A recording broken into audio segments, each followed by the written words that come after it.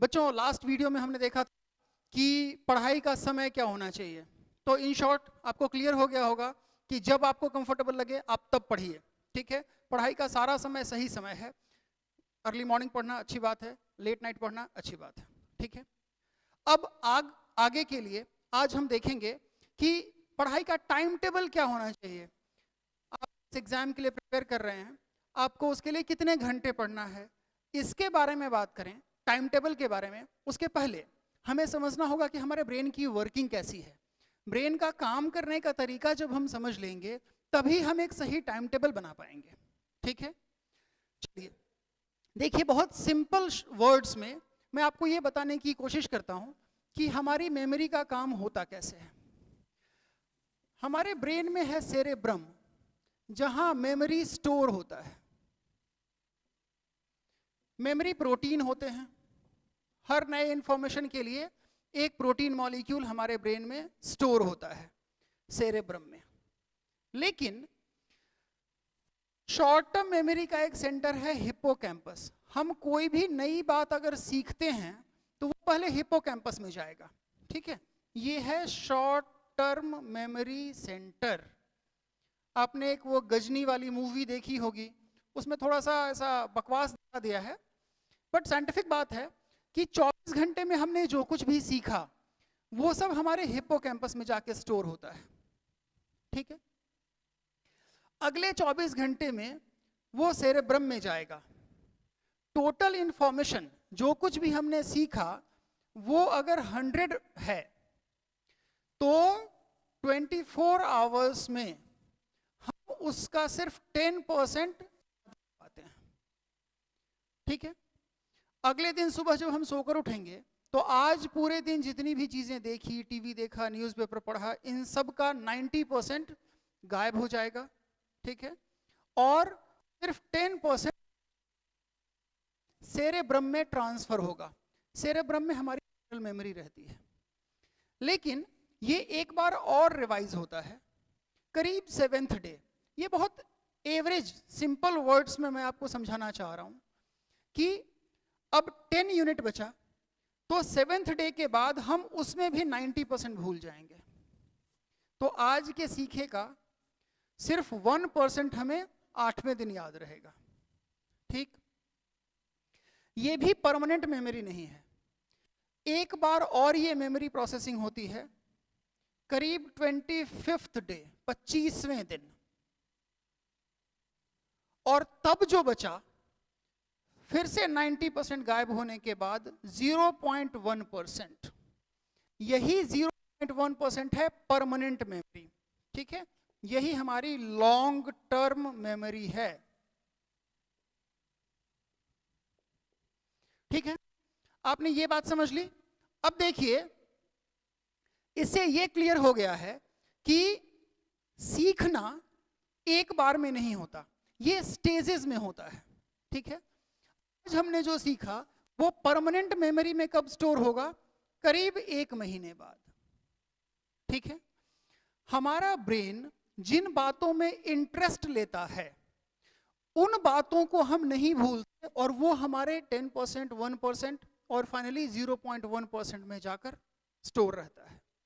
ठीक है, आज हमने जो कुछ भी सीखा 1 महीने बाद हम उसका 0.1% याद रखेंगे, मतलब करीब 99.9% तो हम भूल जाएंगे।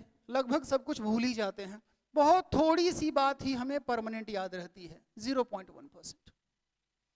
अब इस 0.1% में पढ़ाई की बातें याद ही नहीं रहती, क्योंकि हमारे दिमाग में जो प्रायोरिटी है वो प्रायोरिटी है टीवी के सीरियल्स, क्रिकेट के रिकॉर्ड्स, हिंदी फिल्मों के गाने, हॉलीवुड के एक्शन, सास बहू सीरियल, है ना, कपड़ों के डिजाइन। तो जिंदगी में प्रायोरिटी में जो बातें हैं वो बातें हमारे दिमाग में कंटिन्यूअसली घूमती रहती है, तो हमारा ब्रेन उनको ही फोकस कर लेता है। बात समझ?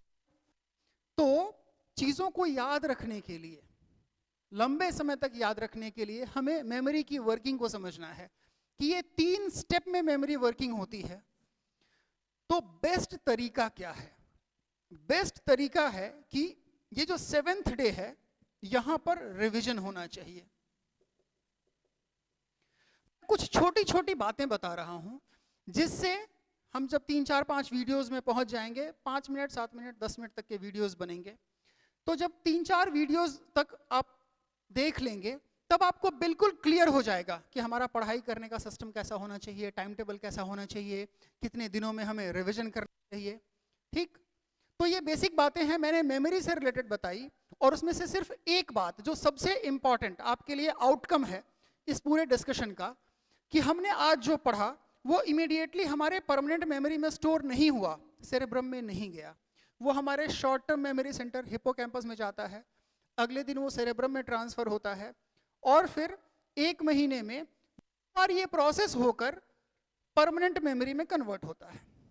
ठीक है, तो हमारी इस परमानेंट मेमोरी में सेरेब्रम में पढ़ाई की बातें रहे, इसीलिए हमें फोकस करना पड़ेगा वीक में 1 दिन रिवीजन के ऊपर। ठीक है, देखिए सिनेमा आपको याद क्यों रहता है? क्योंकि आप मूवी देखकर घर आए और अगले 2-3 दिन में आप अपने मन में उसको बार बार रिवाइज कर रहे होते हैं। इंटरेस्ट इतना ज्यादा है कि हमारा ब्रेन अपने आप उसको रिवाइज कर रहा है।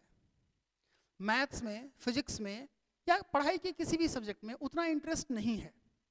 ठीक, तो इंटरेस्ट डेवलप हो जाए पढ़ाई में, उसका तरीका क्या है कि आपको रिवीजन करना है।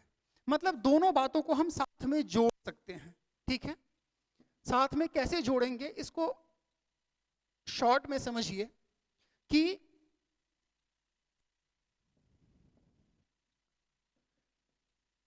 जिन चीजों में आपका इंटरेस्ट है, आपका ब्रेन अपने आप उसका रिवीजन करता रहता है। ठीक है, मूवी में इंटरेस्ट है, क्रिकेट के रिकॉर्ड में इंटरेस्ट है, तो अपने आप दिमाग में वो बातें याद आती रहती है, रिवाइज होता रहता है। हम चाहते हैं कि फिजिक्स में भी उतना ही इंटरेस्ट आए, तो आपको रिवीजन करना है।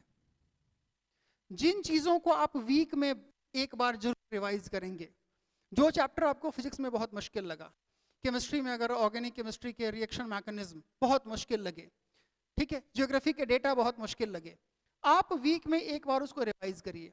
धीरे धीरे अपने आप इंटरेस्ट डेवलप हो जाएगा, और जब इंटरेस्ट डेवलप हो गया तो ब्रेन अपने आप रिवीजन करने लगेगा। ठीक है ना, ये दोनों चीजें एक दूसरे पर डिपेंड करती है। तो आज के लिए फिलहाल बस इतनी ही बात। हमने क्या समझा कि इंटरेस्ट डेवलप करने के लिए हमें रिवीजन करना है। ठीक है, और हमारी मेमोरी जो है वो 3 स्टेप में काम करती है। तो बेसिक बातें हमने आज सीखा, working of brain, learning and memory. इसके हेल्प से हम अगले वीडियो में एक अच्छा टाइम टेबल डेवलप करेंगे अपने लिए। ठीक है, एक आइडियल टाइम टेबल कैसा होना चाहिए, ये तीसरा वीडियो होगा।